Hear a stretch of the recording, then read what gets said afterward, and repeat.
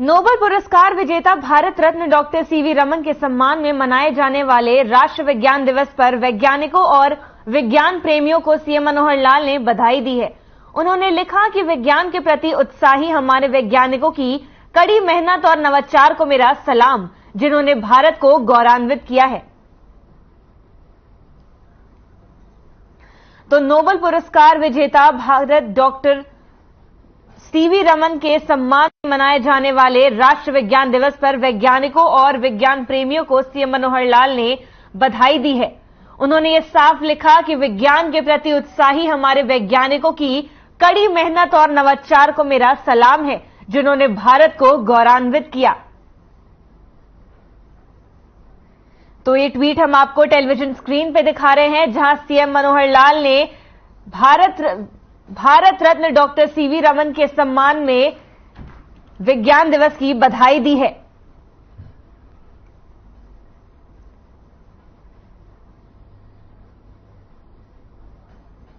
उन्होंने भारत के प्रति उत्साही हमारे वैज्ञानिकों की कड़ी मेहनत और नवाचार को मेरा सलाम।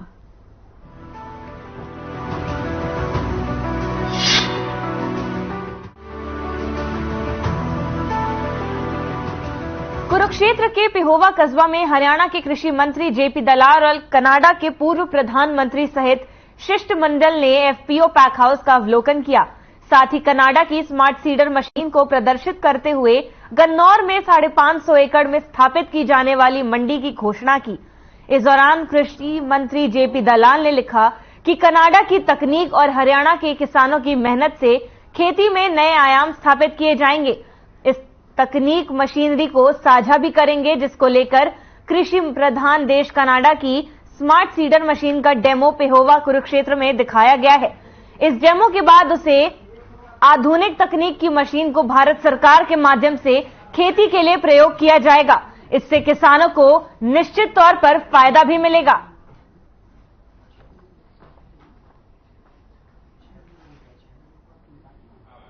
ग्रामीण क्षेत्र के लिए बड़ा सौभाग्य का अवसर है कि कनाडा से एक बहुत बड़ा डेलीगेशन, जिसमें कनाडा का जो कृषि से सबसे बड़ा कृषि प्रधान प्रदेश है सस्काचुन, वहाँ के प्रीमियर जो जैसे हमारे यहाँ मुख्यमंत्री बोलते हैं मिस्टर स्कॉट मॉरिसन, और कनाडा के पूर्व प्रधानमंत्री स्टीफन हार्पर, कौंसल जनरल जो कनाडा के चंडीगढ़ में है पैट्रिक हर्बर्ट, और उनके साथ पूरा डेलीगेशन यहाँ आया।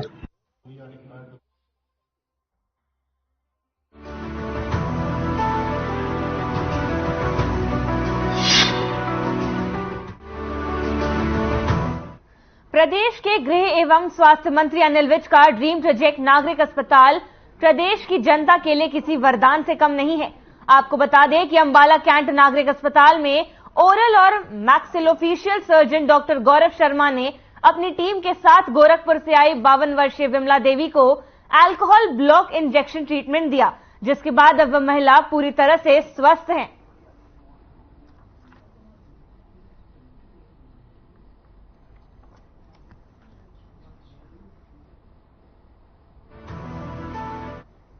मैं गोरखपुर में मैं अच्छी नहीं हूँ। मेरी लड़की अंबाला में रह रही है। उन्होंने हमको बुलाया यहाँ पर, मम्मी आओ यहाँ दवा कराएंगे। मैं यहाँ आई इस हॉस्पिटल में। डॉक्टर साहब ने दवा चलाए हमको 15 दिन तक। 50% हमको अच्छा था। उसके बाद इन्होंने इंजेक्शन लगाए, अब हमको आराम है। इनकी एक समस्या है, इनको चेहरे में काफी दर्द महसूस होता था। इन्होंने गोरखपुर से और वाराणसी से काफी इसके बारे में दवाई ली है और इनका डायग्नोज ट्राइजेमिनल न्यूरैल्जिया का किया गया है, जिसके अंदर इनकी 3rd division V3 division involve है। उसके लिए हमने इनको पहले 15 दिन टैबलेट्स पे रखा। टैबलेट से इनको लगभग 50% का आराम महसूस हुआ। उसके बाद इनको हम second line of defence treatment जो है, जो कि अल्कोहल ब्लॉक इंजेक्शन है, हमने इनको अल्कोहल ब्लॉक इंजेक्शन दिया। 15 दिन के बाद ये बिल्कुल स्वस्थ हैं और इनको दर्द में काफी कमी है।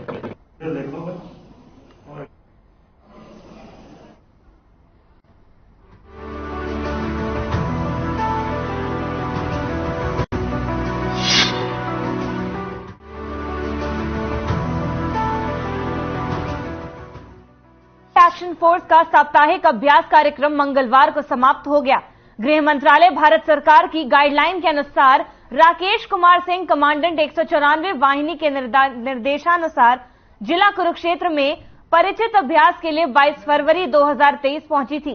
मंगलवार को 194 वाहिनी के सहायक कमांडेंट राजीव कुमार सिंह के नेतृत्व में अभ्यास के अंतिम जिला पुलिस लाइन में दंगा होने की स्थिति में दबंगइयों से कैसे निपटना है उसका प्रदर्शन जिला पुलिस के जवानों के सामने किया गया।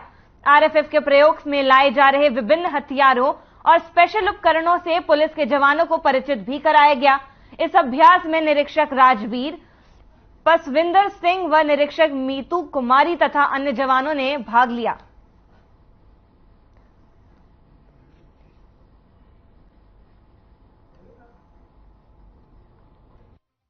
डिस्ट्रिक्ट के सभी थानों में लगभग हमने कुछ डाटा कलेक्ट किया, लोगों में एक सेफ्टी और सुरक्षा की भावना को जगाया और लोगों को जागरूक किया सफाई अभियान के तहत। और आज जैसा कि आप देख रहे हैं, हम लोकल पुलिस जो यहाँ के हरियाणा पुलिस के जवान हैं उनको अपने जो स्पेशल इक्विपमेंट्स और गैजेट्स के बारे में जानकारी दे रहे हैं, ताकि आने वाले दिनों में इसका सही इस्तेमाल और समुचित इस्तेमाल करके कोई लॉ एंड ऑर्डर की प्रॉब्लम होती है तो इसमें जो है सही तरीके से काम इसको यूज किया जा सके पुलिस के द्वारा। 194 बटालियन आरएफ की Shri Rajiv Kumar assistant commandant battalion के नेतृत्व में आई थी और पिछले 7 दिन से हमारे जिले में है। इन्होंने पूरे एरिया का जानकारी भी ली, फ्लैग मार्च भी किया और आज परेड में इन प्लाटून की विभिन्न फॉर्मेशन भीड़ को कैसे नियंत्रित किया जाता है और आंसू गैस कैसे छोड़े जाते हैं, हमारे को बहुत अच्छी प्रोफेशनल वे से इन्होंने जानकारी दी है। हम इनके मार्गदर्शन के लिए, इनके सहयोग के लिए बहुत बहुत धन्यवाद देते हैं।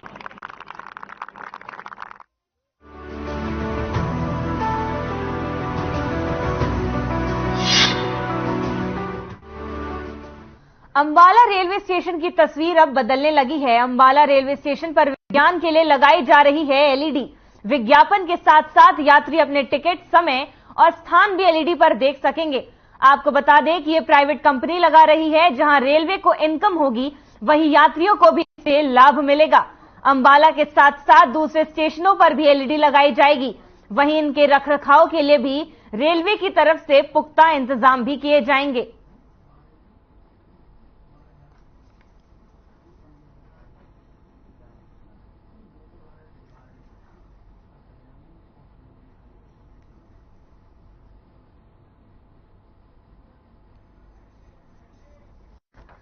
तो ये खबर हम आपको अंबाला से बता रहे हैं, जहां अंबाला रेलवे स्टेशन की अब तस्वीर बदलने वाली है। अंबाला रेलवे स्टेशन पर विज्ञान के लिए लगाई जा रही है एलईडी। विज्ञापन के साथ साथ यात्री अपनी टिकट, समय और स्थान भी एलईडी पर देख सकेंगे। आपको बता दें कि ये प्राइवेट कंपनी लगा रही है, जहां रेलवे को इनकम होगी वहीं यात्रियों को भी इससे लाभ मिलेगा। अंबाला के साथ साथ दूसरे स्टेशनों पर भी एलईडी लगाई जाएगी। वहीं उनके रखरखाव के लिए भी रेलवे की तरफ से पुख्ता इंतजाम किए जाएंगे।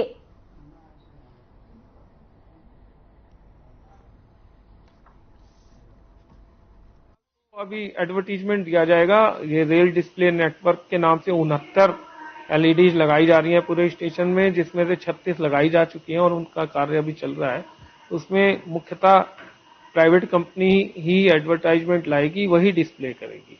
स्टेशन पे सेफ्टी स्टेशन के जो लॉ एंड ऑर्डर के तहत ही की जाती है। सारी सेफ्टी जो है हमारे पास जो रेलवे के एसेट्स की सेफ्टी होती है उसी हिसाब से इसकी भी सेफ्टी होगी।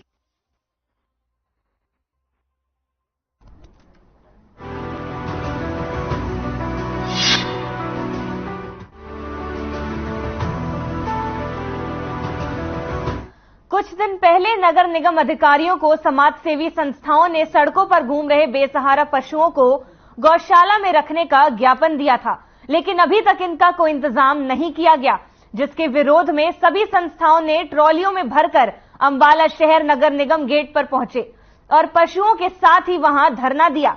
लेकिन कुछ घंटे बाद ही निगम के डीएमसी ने आश्वासन दिया कि इसका हाल हाउस की मीटिंग में होगा, तब तक पशुओं को गौशाला में रखा जाएगा, जिसके बाद धरना समाप्त किया गया।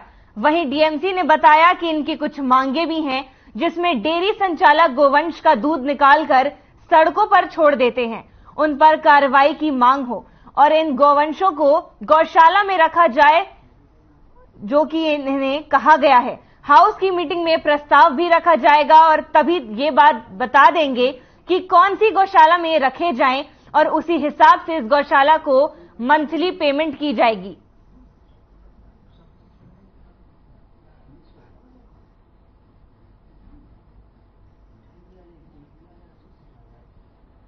है कि जो गोवंश जो बाहर घूम रहा है उसको पकड़ के गौशाला में दिया जाए, और दूसरा जो अपनी डेयरीज हैं दूध वाली, उनका भी, क्योंकि वो बछड़े और ये गाय वगैरह छोड़ देते हैं दूध निकालने के बाद जो गाय हैं, तो उसको भी ये कह रहे हैं कि भाई इन्हें भी पकड़ के रख लिया जाए अपने पास। मेन मुख्य मांग यही है। नगर निगम के अधिकारी आए थे और उन्होंने हमें आश्वासन दिया है कि हाउस की मीटिंग तक जितने भी बेसहारा गौवंश है इनको गौशाला पहुंचाया जाएगा और ठेका पास करा जाएगा, और जो भी गौवंश दूध निकालकर लोग डेयरी वालों ने छोड़ रखा है उनके ऊपर सख्त से सख्त कानूनी कार्रवाई करी जाएगी। जैसा कि आपने देखा है अभी जी कि नगर निगम को जगाने के लिए हमारे को सांकेतिक एक बार धरना देना पड़ा है, क्योंकि हम 50 बार ज्ञापन दे चुके हैं, पर ये जो अधिकारी है ये इस तरफ इनकी कोई सुध नहीं है। 50 बार हम इनको बता चुके हैं कि गोवंश इतना सड़कों पे घूम रहा है, चोटिल हो रहा है, इनका किसी तरफ कभी कोई ध्यान नहीं। सरकार जब इतने बजट पास कर रही है, सारी सुविधाएं दे रही है, तो ये अधिकारी क्यों नहीं सुध लेते इस चीज के लिए।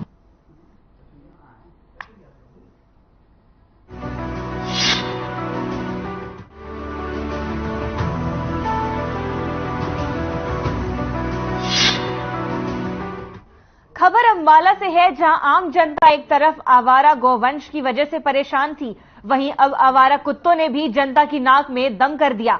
आलम यह है कि सड़कों पर घूम रहे आवारा कुत्तों की वजह से लोगों का घरों से बाहर निकलना भी मुश्किल हो गया है। लोगों को डर सताने लगा है कि कहीं कोई कुत्ता उनके पीछे न पड़ जाए या फिर उन्हें काट न ले, क्योंकि पिछले दिनों अंबाला में डॉग बाइटिंग के मामले भी काफी ज्यादा बढ़ गए, पर इस पर किसी का ध्यान नहीं गया। यहां तक कि खुद अंबाला का नगर निगम कुत्तों से ज्यादा सुरक्षित नहीं है। नगर निगम भी भारी संख्या में कुत्ते घूम रहे हैं।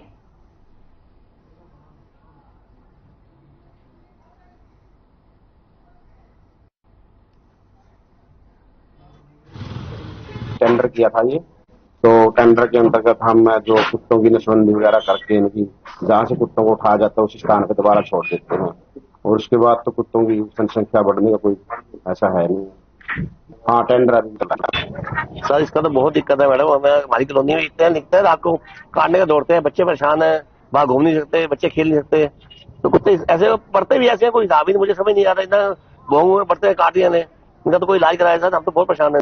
जब भी हम सुबह शाम हम निकलते हैं तो देखा है कि आवारा कुत्ते या फिर सड़कों पे गाय बैल जो सांड है, कुछ मैंने गधे भी देखे हैं जो मालक उनके मालक ही उन्हें छोड़ दिया करते हैं, है ना। तो मैं ये कहना चाहूंगा कि जो हमारा प्रशासन है, नगर निगम है, थोड़ी सी देख रेख करे, उन पर लगाम लगाए और उनको पकड़े तो बहुत अच्छा होगा। नहीं, काफी एक्सीडेंट हो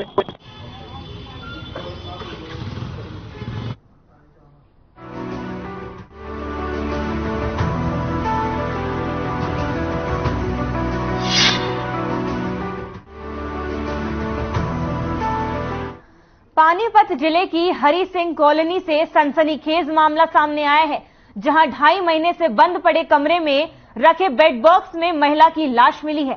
आपको बता दें कि महिला की लाश कंबल में लिपटी मिली। वारदात का पता चलने के बाद आसपास के एरिया में सनसनी फैल गई, जिसके बाद मामले की सूचना पुलिस को दी गई है। जानकारी के मुताबिक किराए पर रहने वाला अखिलेश पत्नी राधा के साथ कमरे में रहता था। अंदाजा लगाया जा रहा है कि अखिलेश अपनी पत्नी की हत्या कर शव को बेड में रखकर फरार हो गया। मृतक महिला का ऊपरी हिस्सा कंकाल में तब्दील हो गया है। सफाई करने के लिए मकान खोला तो बदबू आई और बेड खोला तो हत्या की वारदात का खुलासा हुआ। पुलिस मौके पर पहुंची और शव को कब्जे में लेकर पोस्टमार्टम के लिए पानीपत के सामान्य हॉस्पिटल में रखवाया और एफएसएल की टीम को मौके पर बुलाया गया और मौके का मुआयना भी कराया गया।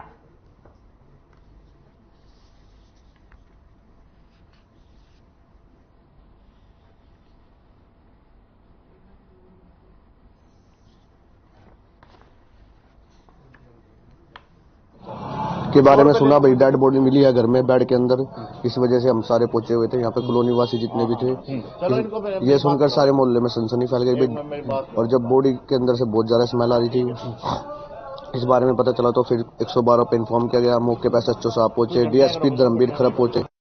अखिलेश नाम का एक किराएदार रहता था वहां पर हरि सिंह कॉलोनी में, जो कि 2 महीने से अपने गांव गया हुआ है, और आज कल जो मकान मालिक ने उसका सामान जो खाली करने के लिए उसका बेड खोला था, तो कंबल में लेटी हुई एक लाश मिली है, जो एक महिला की लाश है। बाद में उसकी शिनाख्त अखिलेश की पत्नी राधा के तौर पर हुई है, और हमने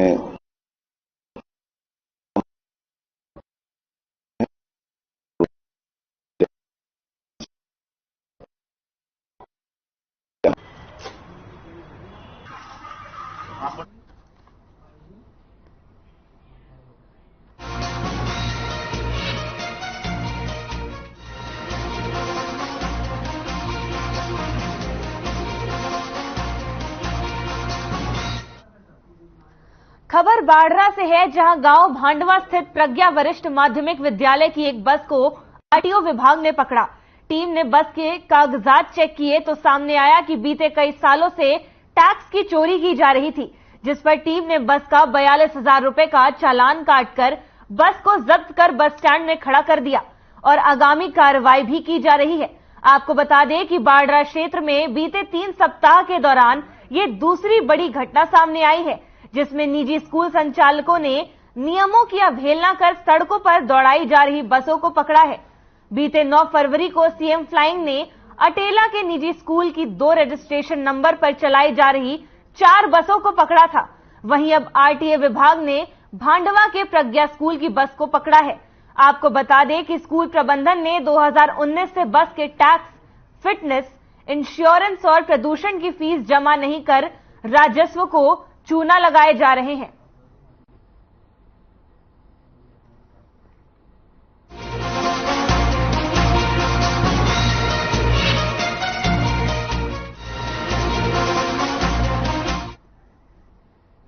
प्रदेश में छीना झपटी की वारदात कम होने का नाम नहीं ले रही। ताजा मामला फतेहाबाद से सामने आया, जहां 2 युवकों ने एक व्यक्ति को चाकू दिखाकर स्कूटी छीनकर फरार हो गए। इस दौरान एक राहगीर ने उन्हें बचाने का प्रयास किया तो उस पर भी हमले का प्रयास किया गया। बाद में बदमाश शमशान भूमि के पीछे एक बंद गली में फंस गए, जिसके बाद वे स्कूटी छोड़कर फरार हो गए। वहीं घायल को नागरिक अस्पताल में भर्ती करवाया गया और गीता विद्या मंदिर स्कूल संचालक भूषण गावड़ी ने बताया कि वो शाम को माजरा रोड से दूध लेकर स्कूटी पर जा रहे थे, तभी 4 मरला कॉलोनी में भाटिया राशन डिपो के पास से एक ब्रेकर होने पर उन्होंने स्कूटी धीमी की। ब्रेकर के पास से ही 2 युवक खड़े थे, जिन्होंने उन्हें रोक लिया और हाथापाई कर स्कूटी छीनने का प्रयास भी किया। उन्होंने विरोध किया तो एक युवक ने चाकू से उनके हाथ पर वार कर दिया और उसके बाद वह स्कूटी से फरार हो गए। पीछे गली से फरार होने लगे तो गली में काम चलने के कारण एक गली में फंस गए और उसके बाद वे स्कूटी को वहीं छोड़कर मौके से फरार हो गए। फिलहाल पुलिस मामले की जांच में जुटी है।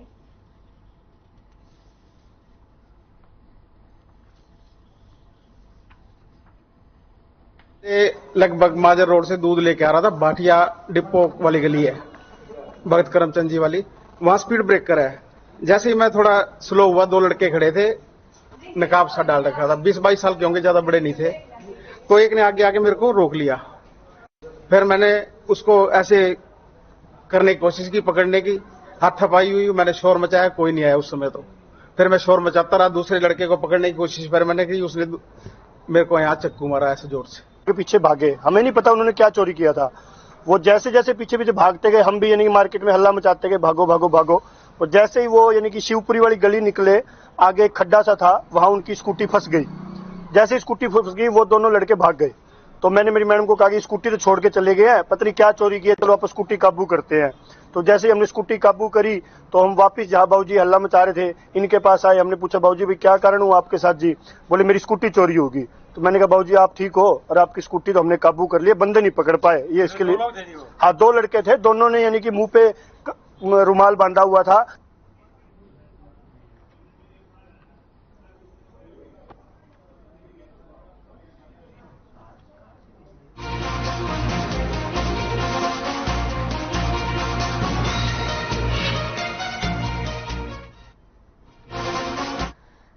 रेवाड़ी से है, जहां गौरक्षा दल अपनी मांगों को लेकर जिला सचिवालय पहुंचे और सीटीएम को जिला उपायुक्त के नाम का ज्ञापन सौंपा।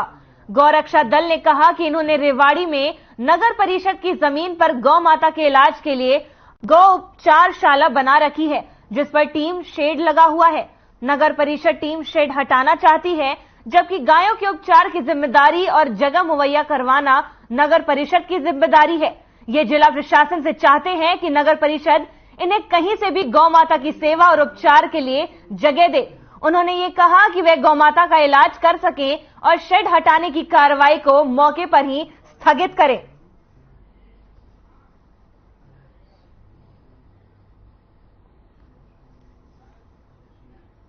नंबर दूसरी बात, पिछले बीते 7 दिनों से म्युनिसिपल कमेटी रेवाड़ी हर किसी को टॉर्चर कर रही है कि ये हटा लो, अच्छा नहीं होगा, हमारे खिलाफ केस दर्ज हो जाएंगे, ये हो जाएंगे।